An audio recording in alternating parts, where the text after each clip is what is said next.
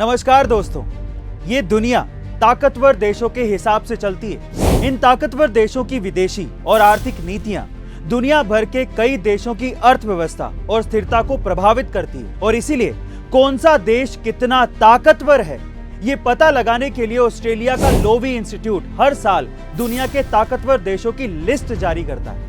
और हाल ही में Loewi institute ने एक बड़े सर्वे के बाद एशिया पावर इंडेक्स 2021 को जारी किया है। आपको बता दें कि लोवी इंस्टीट्यूट की रिपोर्ट सबसे ज्यादा सटीक मानी जाती है। इस रिपोर्ट में दुनिया भर के देशों के कई पैमानों को ध्यान में रखा जाता है, जैसे कि आर्थिक ताकत, सैन्य ताकत, देश की आंतरिक स्थिति, फ्यूचर प्लानिंग, दूसरे देशों के साथ संबंध, डिफेंस नेटवर्क, राजनीतिक और कूटनीतिक ताकत, इन सभी पर गहरी रिसर्च की जाती है। तो दोस्तों, इस रिपोर्ट के जरिए आज हम जानेंगे कि कौन सा देश है सबसे ज्यादा ताकतवर और क्या है भारत की स्थिति, मेरे यानी कि अरविंद अरोड़ा के साथ डीप एनालिसिस विद A2 में।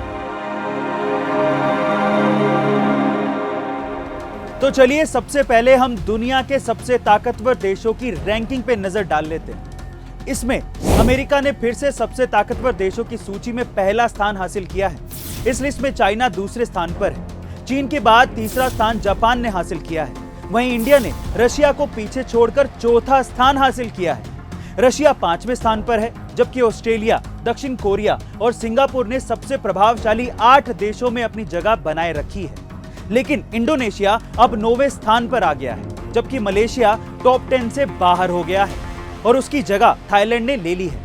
अब आप ये सोच रहे होंगे कि ये तो एशिया पावर इंडेक्स की लिस्ट है, इसमें अमेरिका और ऑस्ट्रेलिया क्या कर रहे हैं? ये दोनों तो एशिया में आते ही नहीं।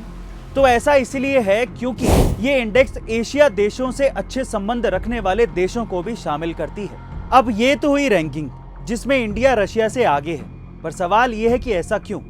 इसकी सबसे बड़ी वजह है इंडिया का बढ़ता डिफेंस सिस्टम और जियोपॉलिटिक्स, यानी कि सभी देशों से अच्छे संबंध। देखिए, हो कुछ यूं रहा है कि रशिया के साथ लगातार डिफेंस डील के बावजूद अमेरिका खुलकर इंडिया का विरोध नहीं कर पा रहा है और रशिया भी किसी भी कीमत पर भारत को अपने साथ रखना चाहता है, क्योंकि रशिया को अफगानिस्तान के ऊपर अपनी पकड़ मजबूत करनी है और इंडिया के बिना ये पॉसिबल नहीं है। और इंडिया भी ये साफ कर चुका है कि रशिया के साथ डिफेंस डील पर वो बहुत आगे बढ़ चुका है और अमेरिका के दबाव में अब वो नहीं आने वाला। इसीलिए इंडिया ने रशिया से कई सैन्य समझौते करके अपने डिफेंस सिस्टम को भी मजबूत किया है, जिसमें चाहे वो S-400 डिफेंस मिसाइल सिस्टम हो या फिर हाल ही में हुई 6 लाख AK-203 राइफल्स की डील। साथ ही लोवी इंस्टीट्यूट की रिपोर्ट में यह भी कहा गया है कि अगर इंडिया में कोरोना नहीं होता तो देश बहुत अच्छी रैंक पर पहुंच सकता था। वहीं दूसरी तरफ अगर हम इंडिया की तुलना चीन से करें तो इंडिया को चीन के 40% आर्थिक आउटपुट तक पहुंचने में अब करीबन 10 साल और लग जाएंगे। वहीं पिछले साल का अनुमान यह था कि इंडिया 2030 तक चीन के आर्थिक आउटपुट के 50% तक पहुंच जाएगा, पर कोरोना के चलते ये समय बढ़ गया। अब इंडिया के कमजोर पक्ष की बात करें तो इंडिया आंतरिक मामलों में काफी पीछे रह गया, जिसमें देश में होने वाले आंदोलन इसके लिए जिम्मेदार है, जैसे कि किसान आंदोलन, और इस वजह से भी इंडिया की रैंकिंग नीचे रह गई। अब बात करते हैं इस लिस्ट में आए नंबर 1 देश अमेरिका की। देखिए, अमेरिका ने कोरोना काल में दूसरे देशों को आर्थिक सहायता पहुंचाने के मामले में चीन और भारत जैसे देशों को पीछे छोड़ दिया। अमेरिका के साथ पूरे यूरोप की सैन्य शक्ति भी है, जिसमें ब्रिटेन और इजराइल जैसे देश शामिल हैं और जापान के साथ भी अमेरिका के अच्छे संबंध हैं। हाल ही में अमेरिका ने कई देशों में अपनी सैन्य शक्ति को मिलिट्री बेस स्थापित करके बढ़ाया भी है, जिसमें एशिया के कई देश शामिल हैं।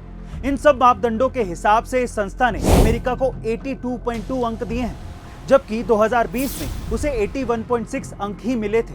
वहीं दूसरी तरफ भले ही अमेरिका की इकोनॉमी चीन के मुकाबले कम बड़ी हो, पर वो ओवरऑल इकोनॉमी में अभी भी चीन से आगे है। अब अंत में चीन की बात करें तो चीन को 74.6 अंक ही मिले हैं और 2018 से पहले तक चीन को इतने कम अंक कभी भी नहीं मिले।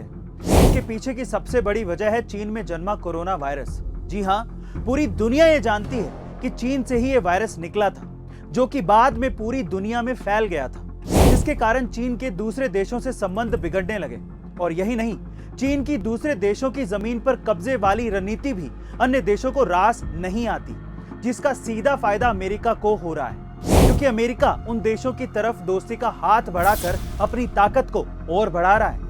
तो दोस्तों फाइनली इस लोवी इंस्टीट्यूट के रिपोर्ट के आंकड़े हमने आपको बताए, जिसमें इंडिया ने 2021 इंडेक्स में डिफेंस में अपने अंकों का इजाफा किया है, जो कि आने वाले समय के लिए अच्छा संकेत है। दोस्तों आपको हमारी ये लोवी इंस्टीट्यूट की रिपोर्ट पर एनालिसिस कैसी लगी कमेंट सेक्शन में जरूर लिखिएगा, और ये भी बताइएगा कि और कौन से स्पेशल टॉपिक पर आप मुझसे डीप एनालिसिस चाहते हैं। मिलते हैं अगले डीप एनालिसिस में।